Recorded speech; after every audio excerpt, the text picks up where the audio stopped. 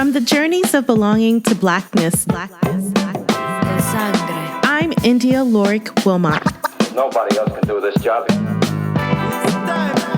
You're listening to the podcast, Talking Journeys of Belonging to Blackness.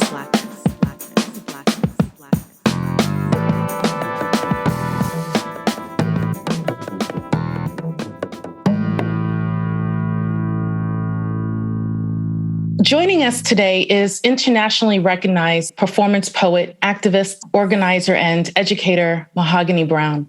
Mahogany is the executive director of Just Media, a media literacy initiative designed to support the groundwork of criminal justice leaders and community members. Recently, she was appointed as Lincoln Center's first ever poet in residence, wherein she curated monthly virtual and in-person events in a residency entitled We Are the Work, an artistic call to recharge and unite towards justice within our communities. An author of several poetry collections, Mahogany is also the founder of Woke Baby Book Fair and has published several children's books too, including Black Girl Magic, which was highlighted on PBS NewsHour. Mahogany is the recipient of several fellowships and awards from Agnes Gund, Air Serenbe, Cave Canem, Poets House, Mellon Research, and Roshberg, to name a few. Earlier this year, Mahogany published the young adult book Chlorine Sky, which is a personal favorite of mine. And later this month, she will release her latest poetry collection that responds to the impact of mass incarceration on women and children, entitled I Remember Death by Its Proximity to What I Love. Welcome, Mahogany. Thank you so much. I'm happy to be here. One of the things that I love about your writer's voice is your dedication to the craft and performance of poetry, social justice work, reclamation of joy, youth leadership, literacy, and mental wellness. I am, of course, curious in learning more about your journey, the inspiration, the beauty, the power, and the politics of being a Black woman as you show up in the work. I think my audience is too. So are you ready? Ready. Act 1.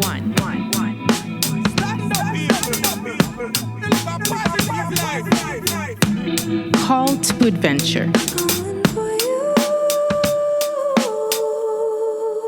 So Mahogany, in spite of living through two simultaneous global pandemics, we have COVID, and then of course we have hashtag Black Lives Matter.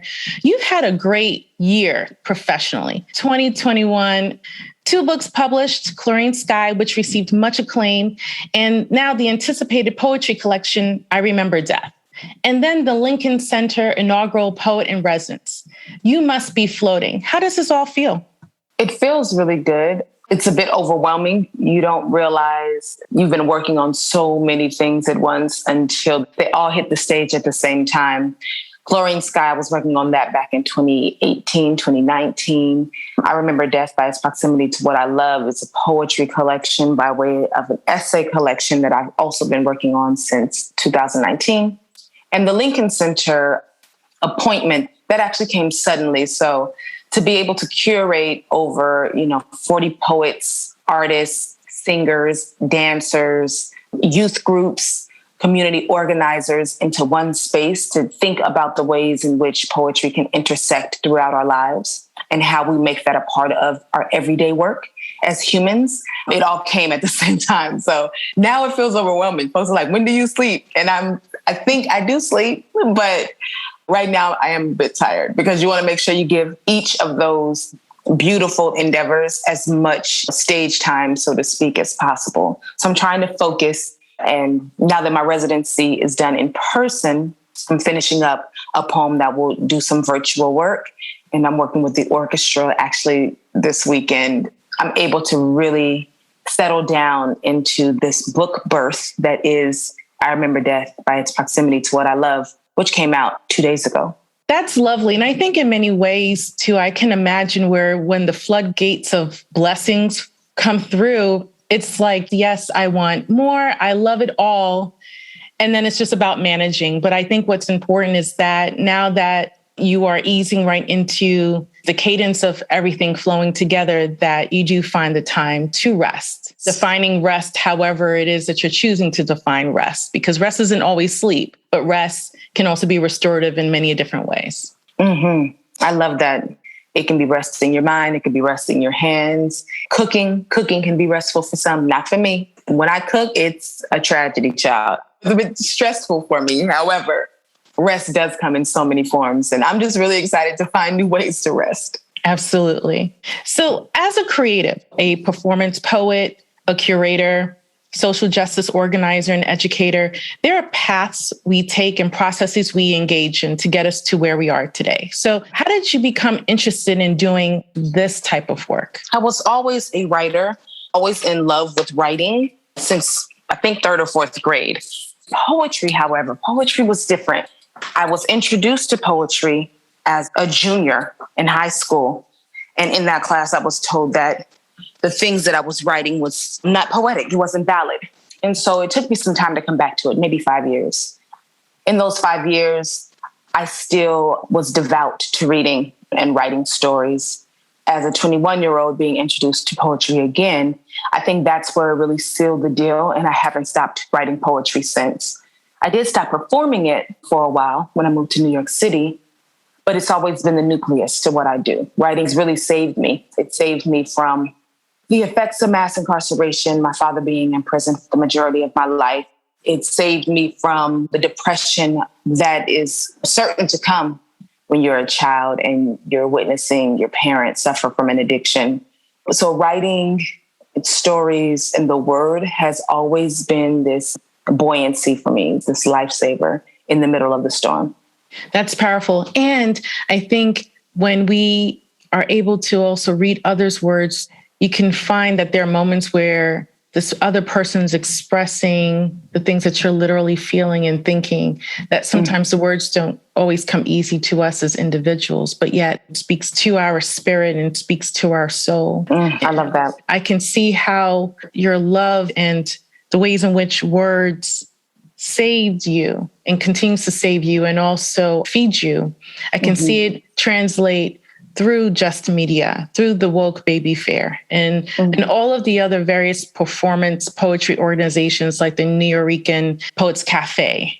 Your writings and efforts are focused on supporting the voices, stories, and lived experiences of those rendered invisible. And part of your own personal narrative too, when you're dealing with family members that are incarcerated and its impact on the household and relationships, issues around mental health and addiction. These are populations that are often rendered invisible as well as part of our own daily discourse. I can see how poetry is a uniquely powerful art form in that way. So if you think back specifically to your childhood, right? So you're born in Oakland, you came of age as a poet there, you came to New York City, you attended Pratt Institute. What or who motivated you to utilize poetry specifically as an organizing platform for social justice and community work? That's a great question. I'm not certain that there was a moment, an aha moment. There wasn't a light switch.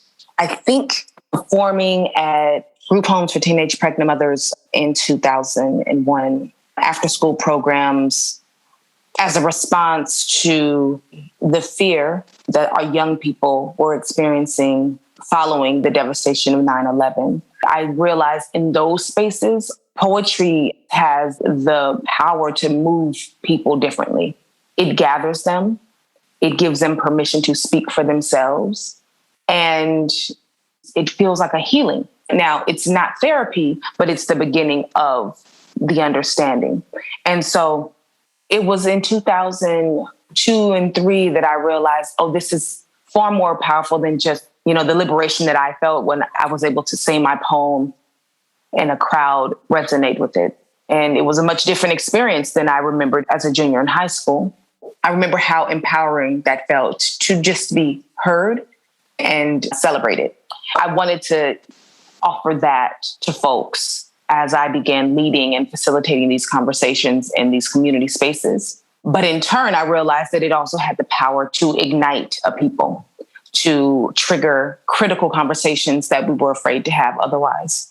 And so from then there on, I decided regardless of the platform, my work has to be intentional because who I'm speaking to and speaking for, they rarely have the space that I have access to, and they rarely have the articulation, right? So how do I be of service to the people? I think that's when it became a part of my everydayness, of my writing process, of where I perform, of who I perform with.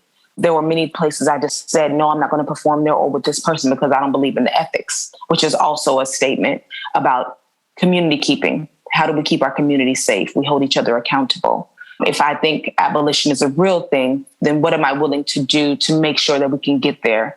And restorative justice and transformative justice is what I believe. Obviously, I didn't have the language for that then. Those were just kind of in the ethos, but not necessarily named, or at least I didn't know the name. But I was practicing it. And in my practice, I realized I was tethered to the liberation of my people from the beginning. That's beautiful. And that's the thing that I really appreciate your writing, your poetry, in the sense that you are very much in tune with the spirit and the value around community. And as a creative, I think that we all have a responsibility to be able to use our platform to help support our communities, particularly since historically our communities are often marginalized and disenfranchised. That level of accountability is critical, right? Because sometimes with the fame and the glory, we can get lost. Yeah. And so when you have our community members say, oh, I feel seen and I feel heard, and thank you for saying and naming the things that I've been describing, but I didn't know how it was formally conceptualized. So I love that in your work, the way in which you are attuned and in tune with all of that. I think there's something specifically unique, in my opinion, when one as a creative identifies himself professionally as a performance poet, right?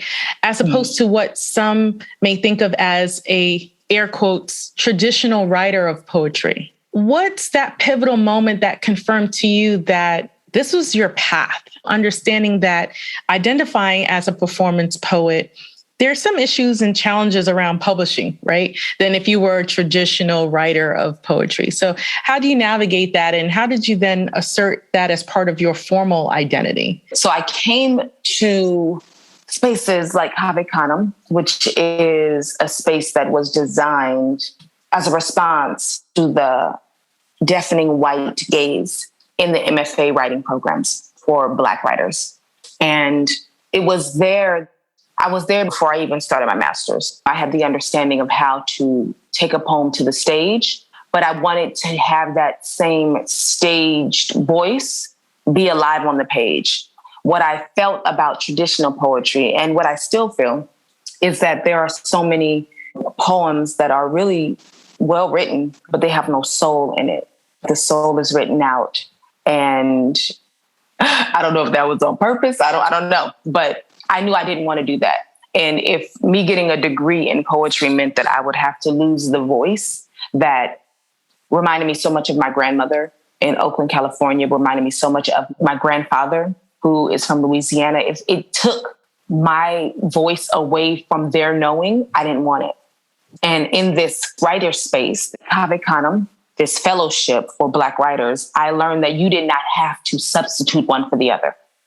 And I became very clear in who I was and what I wanted to say, regardless of who wanted to publish me in these well-known journals or in these esteemed presses for publishing poetry. Through that space, I met the legion of literary greats. That includes Pulitzer Prize winner Tahimba Jess and Guggenheim Fellows Terrence Hayes, icons Patricia Smith, Troy Darracott, Nikki Finney. All of these are people who we are studying today in school. But you may not have known that before. Their name was maybe in an anthology, but not necessarily the whole book was studied. And I realized it then that a lot of that was responding to race, right? What these particular MFA programs and BFA programs were doing, they were constantly cranking out classics. Same old story. They didn't charter into any new territory because of fear or because of boredom, either or. That said, being in that space It was like a light firecracker, like everything went off. And that was it. I couldn't unsee. I couldn't unhear. The crackle and the pop of their words and being changed the trajectory for my writing and for who I wanted to be remembered as when it came to books and publishing. So I still write about the things that I was writing about when I was a performance poet, but I refused to lose the sounds and the music, the jazz riffs that Amir Baraka and Sonia Sanchez taught us. I refused to lose those things for whatever the traditional canon says is preferred or correct. That wasn't easy because there were a lot of spaces I was not included in, but the steadfast of me just refusing to dilute what I wanted to talk about and how I was speaking, that prevailed. And in turn, I ended up meeting those icons and different doors open.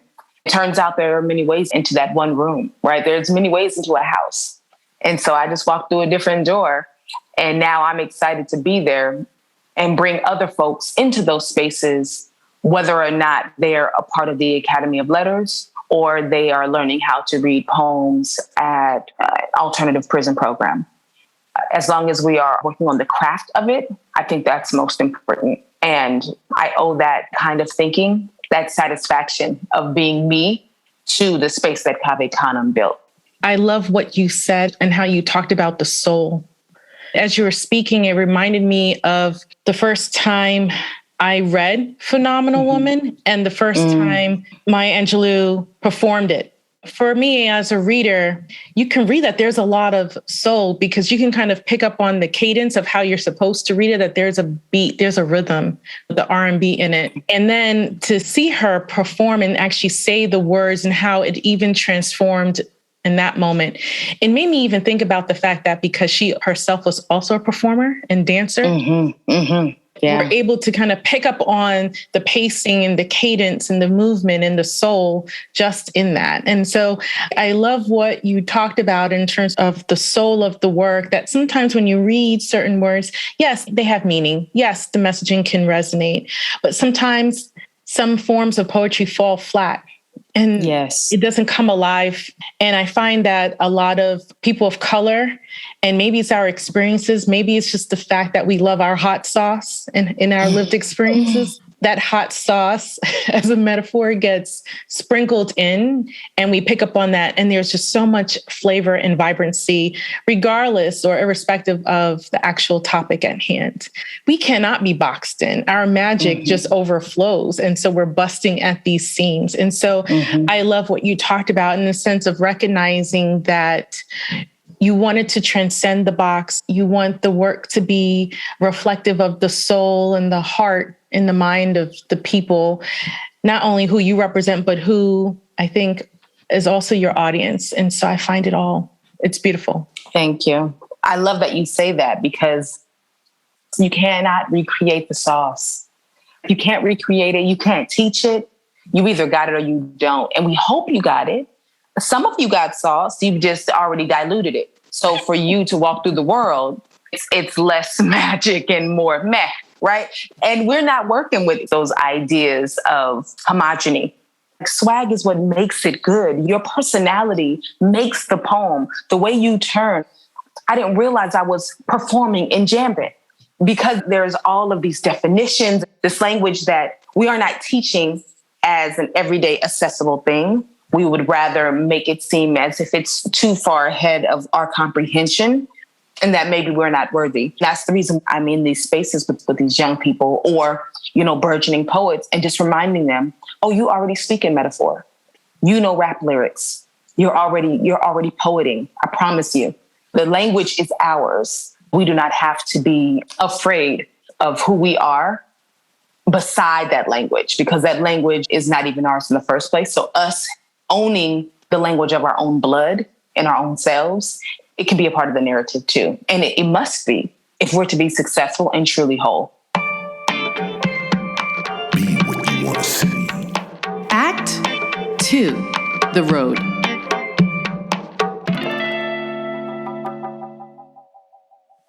All right, Mahogany. So you said a little earlier that you don't really know how to burn in the kitchen. So So how does Mahogany then play? I like coffee. I know how to make a really mean coffee.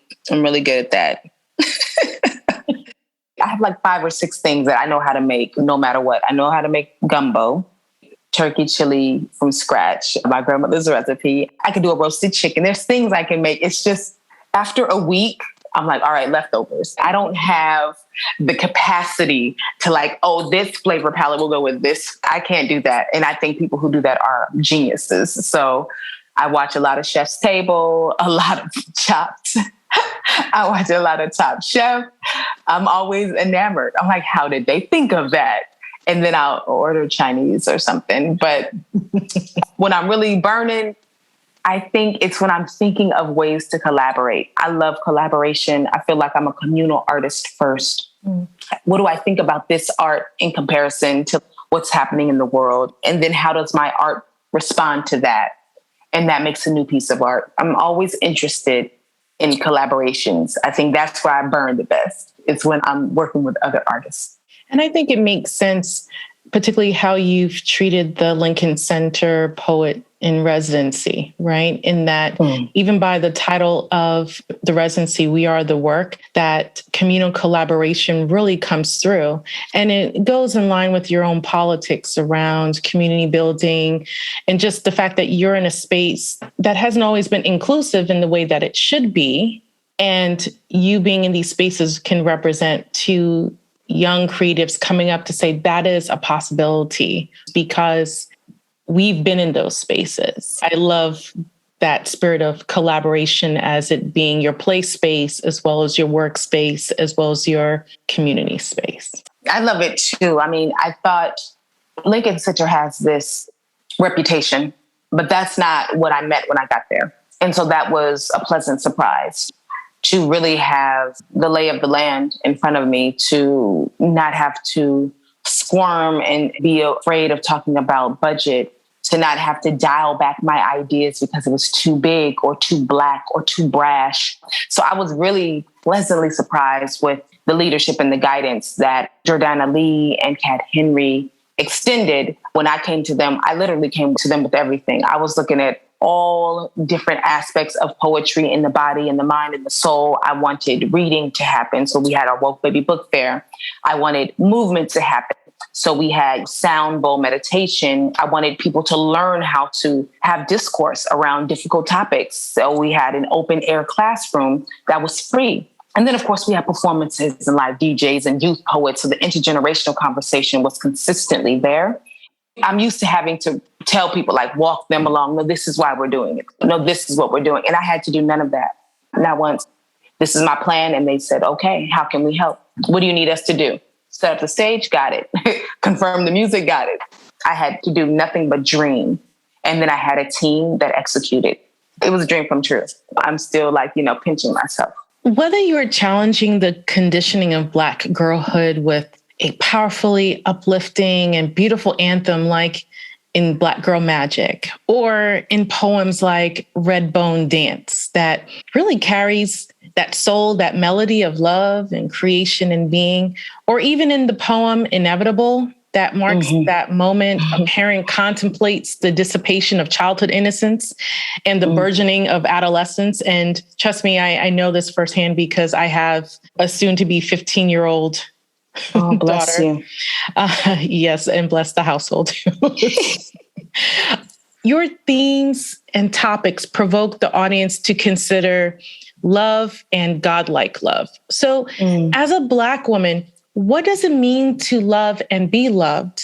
And what are your sources of inspiration? So in other words, how have these evolved in relationship to how you think about and understand love? My sources of inspiration, I think, will forever be the women in my family, the matriarchs. I learned love through them and because of them. And I am raising my daughter, who is now 23, shout out to her, with that same tender wonder. I don't act like I have all the answers, at least I try not to. She might disagree. But because of her, I'm also learning through her, her experiences as she moves through the world. But the matriarchs in my family really have been the touchstone for me to understand what to do and what not to do. My mother experienced a domestic abusive relationship with my father, and I learned resilience. I also learned that you don't have to stand for these things, right? You don't have to accept these things. I think that it saved me from whatever this desire is. And I don't know if I can say it's a gendered desire, but the desire to fix other people and put myself in harm's way to do so. I don't have that because of, what I witnessed with her. And that's what Redbone comes from, me really interrogating how I came to understand love through this tumultuous relationship that resulted in my birth. Inspiration now comes from real life conversations about the things that hurt and allow myself to be vulnerable, allow myself to find friendships in spaces I've never considered. I used to only befriend people in the poetry community because that was my 24/7. That's all I did. I hosted a space at a cafe in the city for 13 years. I toured for 18 years. I taught for 15 years. And all of poetry was the nucleus of that. So all of my friendships, there had to be something that touched one of those worlds because I really didn't have time for anything else. And that wasn't the best thing, I think, for me, because you have a lot of people who are still finding themselves in healing, but also it's a workspace. A bit of it can be hierarchical, where people think that, oh, you're the boss and you're on, so I'll be kind today. But there really isn't any investment in you as a person, only investment in you as a resource. So I had to start having those rough and difficult conversations with myself. What does friendship look like? What does love look like? Love cannot just be how I show up for someone with a gift. Love has to look like, how am I showing up for someone as a person? And how am I showing up for myself? What am I allowing to continuously happen under the guise of friendship, under the guise of love? So I think it's every day. I'm constantly learning and stretching and growing. I think every 7 years I go through some kind of shedding where I'm like, okay, I don't want to do this anymore. I keep coming back to the same hiccup, and there keeps being this pain in my heart. I want to move through this life, this one life that I have, with as much love and tenderness and kindness that I can muster, because I've experienced enough hardship and ache and sorrow. Of course, we're not done. Look at the government, right? So if I can do anything, let me curate a beautiful space with my closest friends. Absolutely. And I think it's really important for all of us to really have compassion, not just for other people, but compassion for ourselves, right? Mm-hmm. And recognize that there is power even in our vulnerabilities. And so I appreciate you even recognizing places that, for sure, sometimes our pain does inspire some of our greatest creations, right? Mm. By doing so, we're rendered vulnerable as a result. But then there's love in that, because it helps us kind of push through and process and heal. And in the process, we're helping others to heal.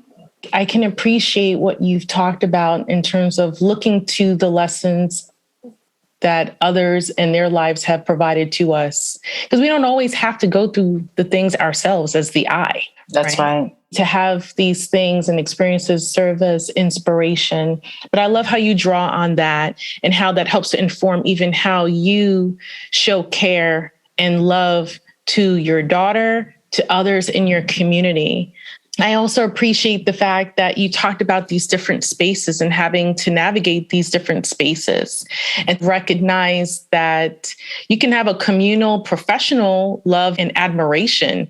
I think that when we kind of live in this very hyper-capitalist society, it's always the quid pro quo. What can you do for me? And then I do for you, and the scratching of each other's backs. But, it's like, well, why can't it just be interdependence in that regard? Why does it have to be, I do for you, do for me? And I think the Black Girl Magic poem in particular, it's an anthem to remind young people especially, but even some of the older people, like, look, you possess this magic and all of that, and how you show up in these spaces, and love yourself, because oftentimes we are the entities not loved. When you're used to being on that side of the spectrum, you're always working from a space of scarcity, right? Or you're always working from a space of fear where like, well, obviously I don't deserve to be loved because I've never received love. And when you do receive a genuine love, it's scary because you're like, wait, what?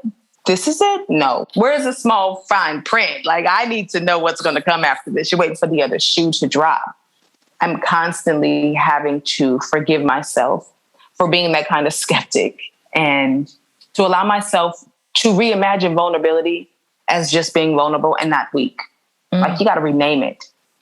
And I think also when I think about love, I have to, even as a woman, as an individual, as a person, just understand that the reality of how I give and receive love is different from someone else in whatever that relationship is.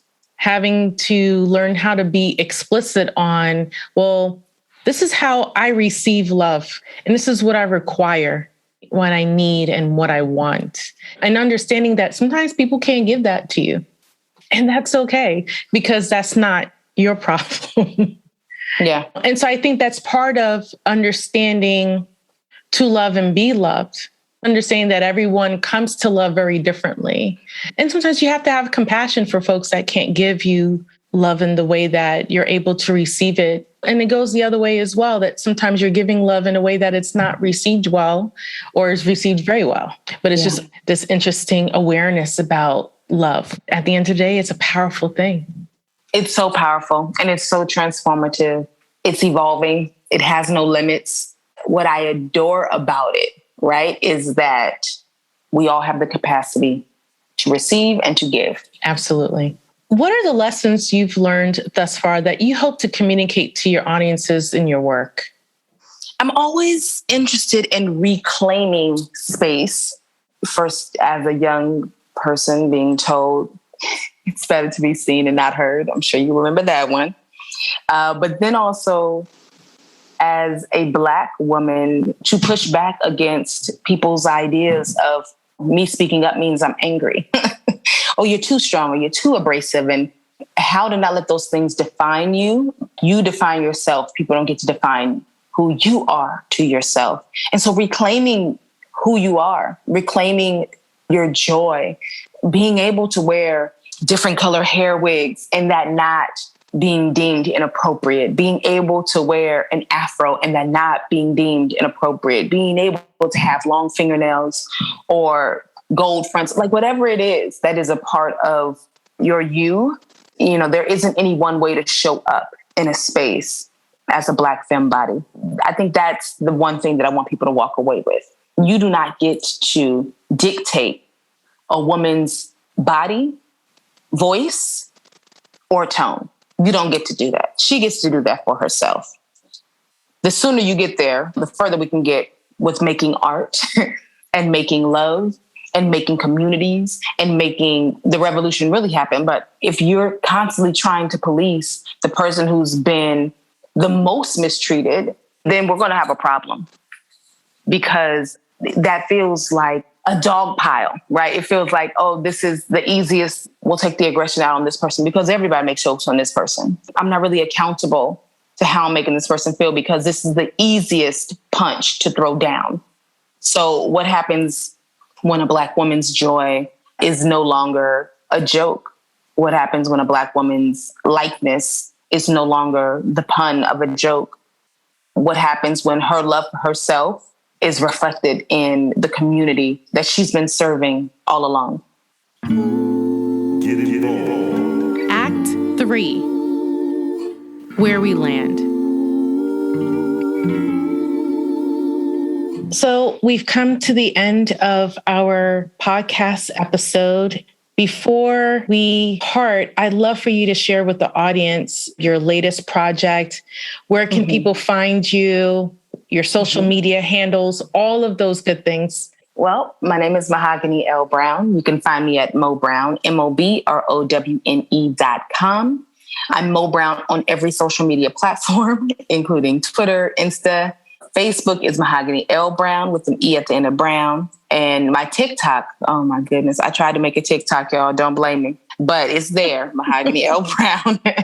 The book, I Remember Death by Its Proximity to What I Love, is available at all stores, including Strand.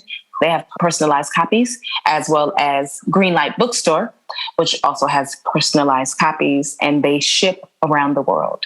Any upcoming performances, anything that people can see or participate or partake in? Urban Word NYC, where I am artistic director. It is the home for young poets in the world. It is the home that built the National Youth Poet Laureate series. So when you saw Amanda Gorman, you saw the blood, sweat, and tears of Urban Word NYC.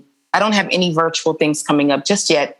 I'm taking a beat, but if you're following me on any of those networks, I definitely update my Twitter and my Insta. Thank you so much, Mahogany L. Browne, for being with us here on Talking Journeys of Belonging to Blackness. I appreciate you and I love you, your work, and your gift. So thank you.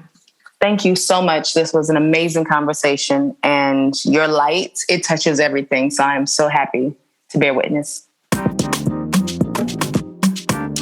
There you have it. The journey isn't over, but this episode is. Until next time, peace. As we proceed to give you what you need. We are all on our own journeys, and sometimes these journeys take us to different parts of the globe. If you're interested in learning more about Black and Brown people's experiences living across the globe, or are contemplating embarking upon your own journey to live in another country, then you should check out the podcast, The Global Chatter, hosted by the Black expat founder, Amanda Bates. Each week, Amanda and her guests talk international mobility, identity, race, career, and more. The Global Chatter is available wherever you listen to podcasts.